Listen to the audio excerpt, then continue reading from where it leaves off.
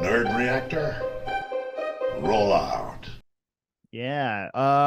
So I'm just reading the comic book and the Kickstarter just launched today, right?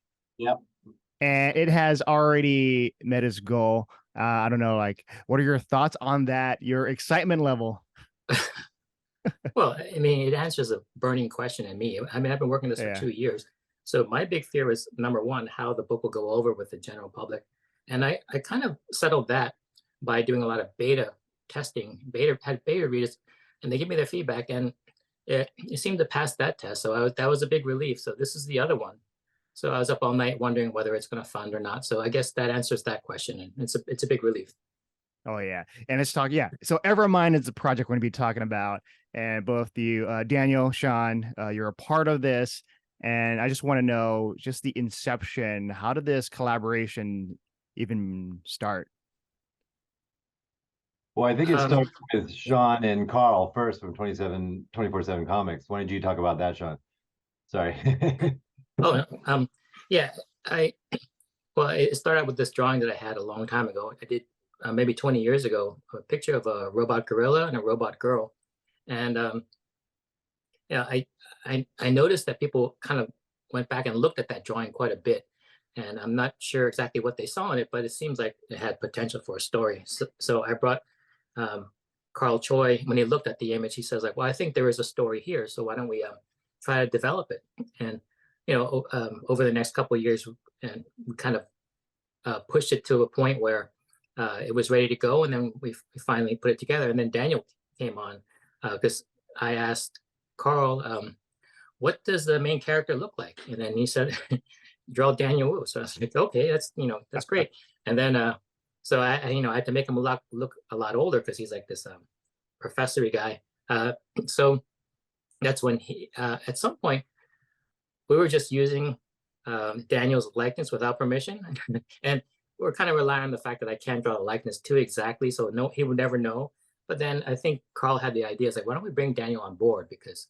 And I thought it was a great idea because I know from what I know of actors is they're always very highly attuned to character, and I think character is a huge part of the story. And usually when you see sci-fi, you would think the big part of the story is like a lot of like spaceships and robots and laser guns, and that's all plot stuff. So my main concern was the character thing, and then and Daniel came on board, and he fulfilled every single creative need that the skill set that I was lacking. So Oh Yeah, yeah. I came on a little bit later in the process. But yeah, I was pleasantly surprised to see this character that looked kind of like me. And so obviously that trick worked with Carl's trick worked by bringing me in. I was very interested in that realm already, being kind of a comic book fan when I was younger for sure, and then fell off, like I would say, in the early 2000s for a bit. And then more recently, in the past few years, getting back into graphic novels. My daughter's 10, so she's into it. And so I kind of got back into it with her. So being, tangentially involved in that space and then wanting to participate in it. And also just like from the creative side, like the TV and film world can be frustrating sometimes because things take forever to get done. Like I was telling everyone the other day that I was working on a project for 5 years and then the bottom fell out from it, and so you get, it's a much slower, cumbersome process because it involves a lot more people. And then you put inhibitions on yourself like budget and this and that, because you got to make it at some point. Whereas in the comic book realm, you don't have to put those limitations on yourself. Really, what we're limited by is like what Sean can draw, and everyone knows Sean can draw everything. So it's really about how much time he wants to put into that. And so then it becomes a very uninhibited creative process where there's a lot of world building in this, and there's a lot of really interesting characters that we can explore fully, and you don't get that in the TV film world oftentimes. So it was a nice way to go carte blanche creatively and just go crazy on it. And then for me, like, yeah, like what Sean was saying, is like every time I get involved in a project, I always ask character questions because I'm going to play that character, so I need to know answers to the questions. So I just found out that I was pretty well equipped to kind of help ask the right questions to develop these characters along the way. Mm. Yeah, can you dive deeper into like the details on developing the characters? For example, the world is set in like the future, right? Distant future, or yeah, there's gonna be mechs and robots. I'm pretty sure it's the future. And the character with Lucas Zhang, and then you got the relationship with the daughter Genesis. So how do you like help foster that, and just the inception, like who comes in, let's plan this out, let's create this element here, and vice versa. So I think, the genre is science fiction, right? And no story is good without a beating heart. And the beating heart of the story is this really human story between Lucas Zhang and his quest for excellence and his desire to succeed, and this maybe chip on his shoulder that he has for that, with being a father and with being a leader of his family. He may be, we see this oftentimes, like people that are really adept or geniuses at things out in the outer world, but their personal life is in shambles, And I think Lucas Zhang is not immune to that. He's had this singular desire for success because of certain things that have happened in his life that have given him this tremendous chip on his shoulder.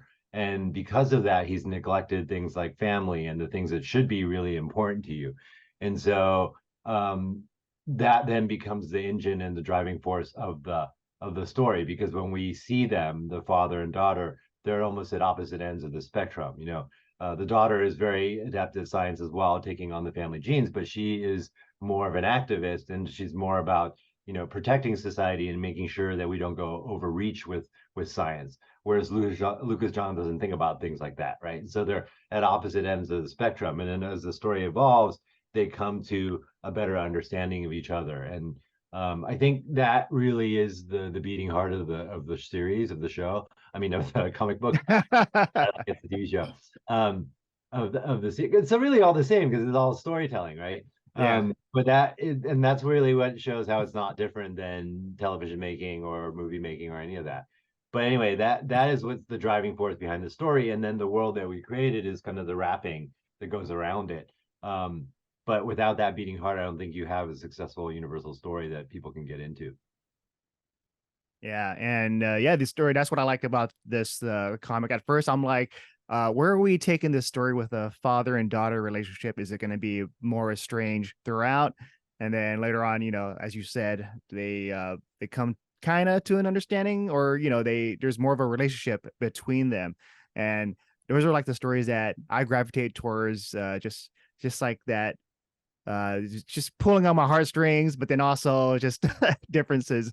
So what was that like, I guess for you, Sean, like trying to balance that out? But when you think about this genre, quite often it's a very plot driven. Science fiction is very plot driven, but we actually conceived the story along those lines. And I found out that the amount of work I had ahead of me drawing it was kind of like sounded exhausting before I even started.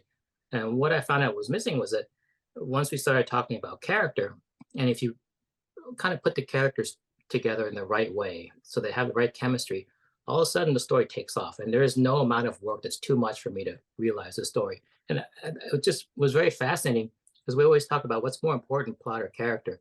And it really kind of drove the point home to me that without character, I wouldn't be doing this project, because it's, for some reason, the appeal mostly is in the journey of the characters.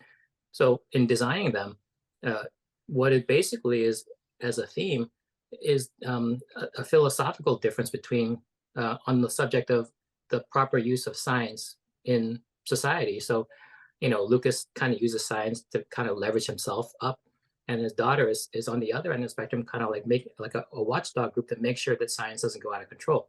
And then we have different characters that fill in all those spaces in between.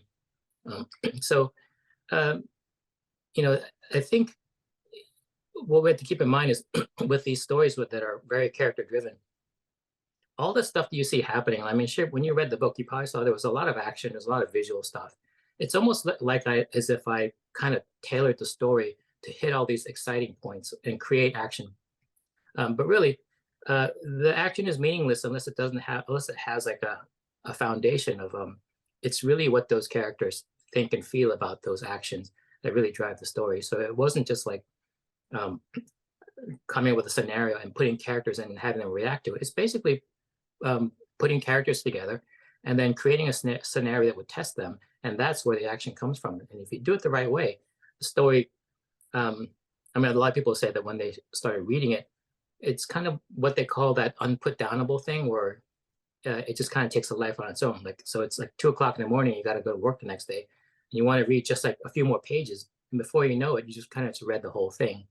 And that was a real eye opener, just to be able to craft the story. And I found out you can do that if you know what you're doing. If you apply the science of storytelling, you can actually make a story that has that unputdownable quality. Oh yeah. And the story, when I'm reading it, there's like a lot of just fear in terms of technology. It reminds me of things like Westworld, etc. With just things can go haywire. And I don't know if you have those fears like right now and like in real life on certain things like AI and maybe like the future of robots when tackling the story.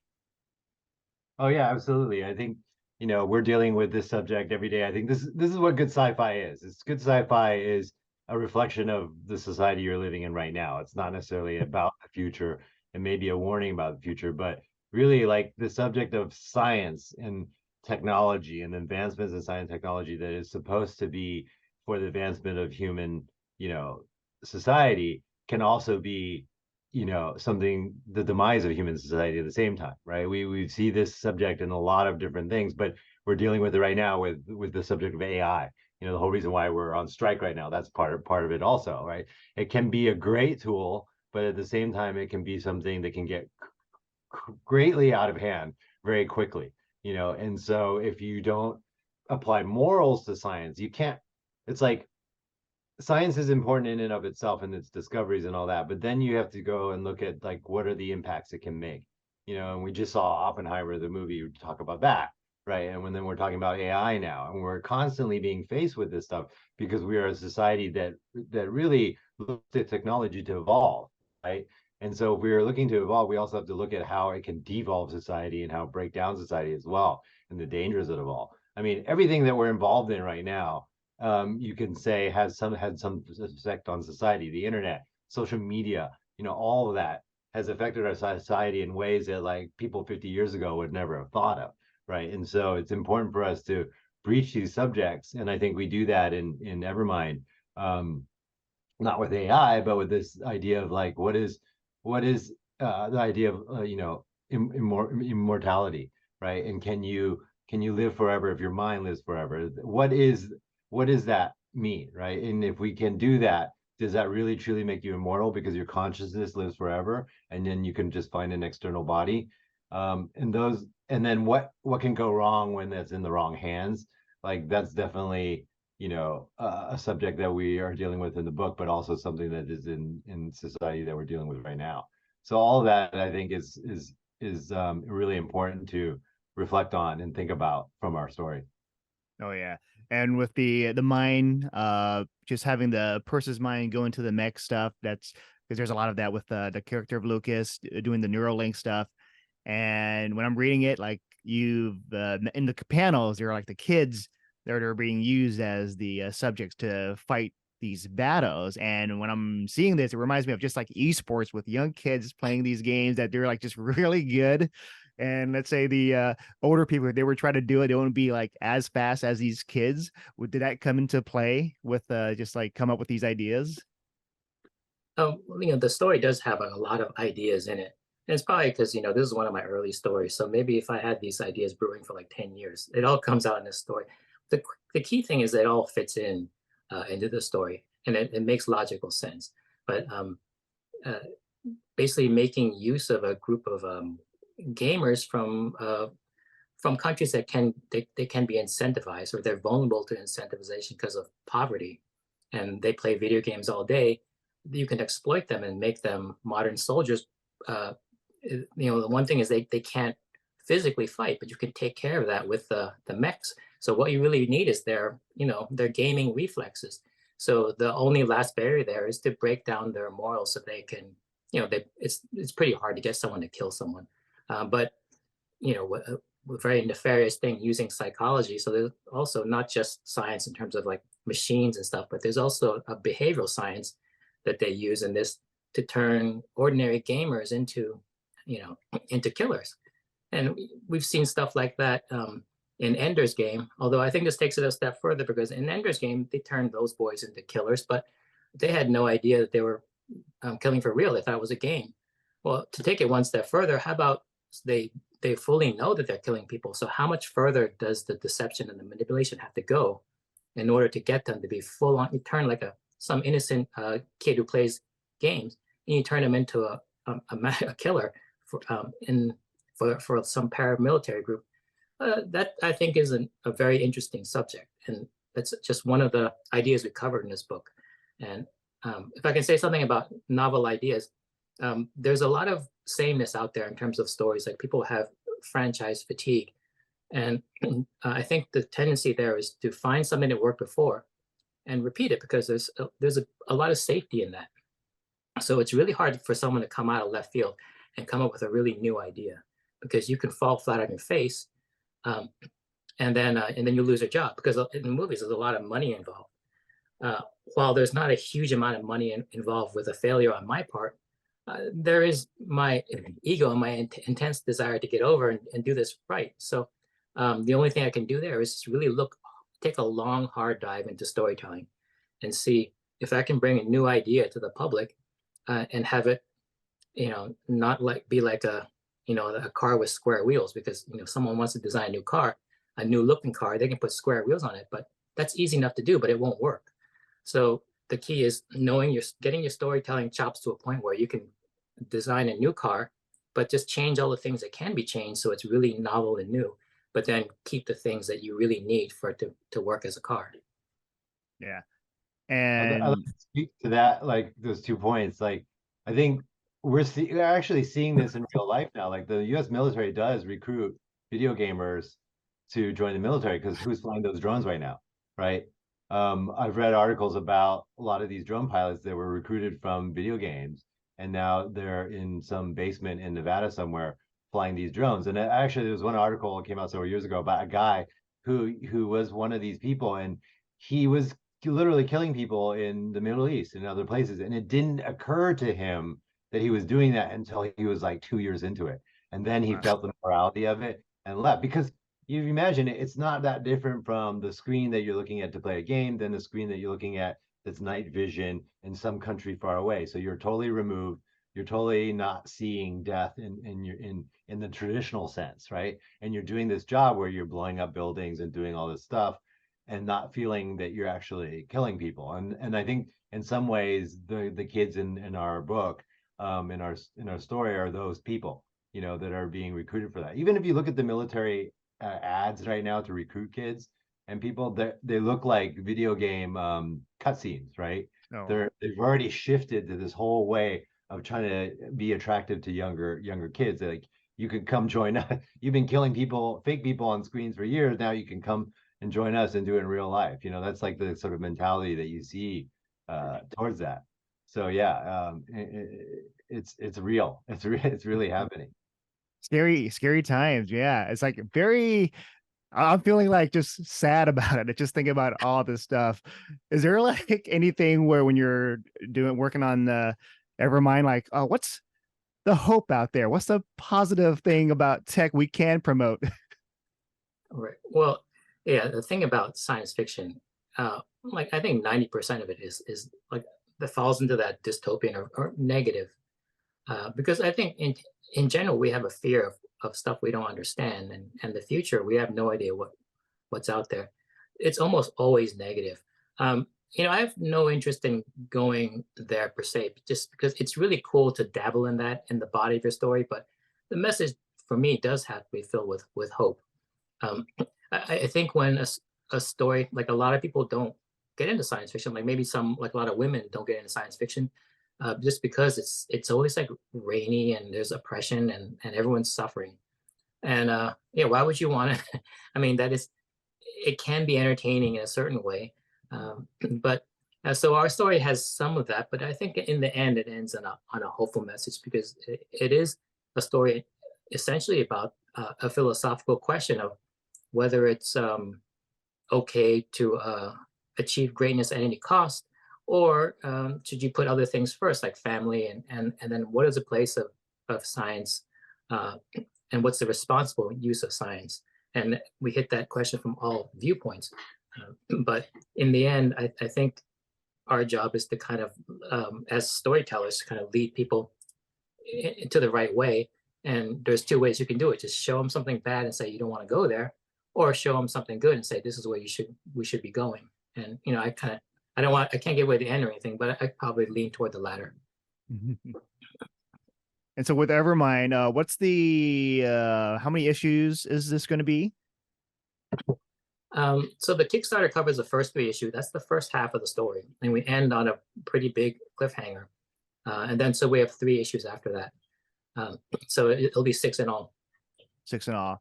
And do you have any Daniel, since you're in this project, you're going to be, you work on live action stuff. Do you have future plans for this? Like, let's turn this into a TV show or a movie. Well, I think that's obviously a natural process of this storytelling process. Again, a lot of these things apply, but I think the great thing what we're doing now is like you're starting with baby steps. You start with first creating the thing, and then now we're doing a Kickstarter campaign to drum up interest. And what I like about this is that it goes against the traditional way of making TV or movies, and that you have to go to the studio, and then you have to get them to greenlight it, and then they give you tons of notes back, and then then you start creating this thing that's not really what you intended to create, right? We're doing it the right way and the right direction, which is start with it small, create what we want to create first, and then see if there's an audience for it. Then we take that to the studios later if we want to, and prove to them, hey, there's a built-in audience for this already. We can make this as a television series or a film. I think that process, gives the creators much more leverage in terms of the creative input on the project. And also, I think, being an Asian American in Hollywood, sitting around here for the past 8 years, you kind of wait for projects to come to you, right? And very rarely do things come to me. I think the only thing that came to me was American Born Chinese, also a graphic novel, but with Asian Americans in mind, right? And so as being an Asian American male actor, waiting for that project is not going to happen. So you got to start to create that content for yourself. And like Evermind for me was also an experiment to be part of original IP content creation and see where we can take that. And if it leads to television and film, it leads to a role for me or even other fellow Asian American actors, I think that's great. But it's not necessarily the end game. I think what we want to do is make a great comic book first.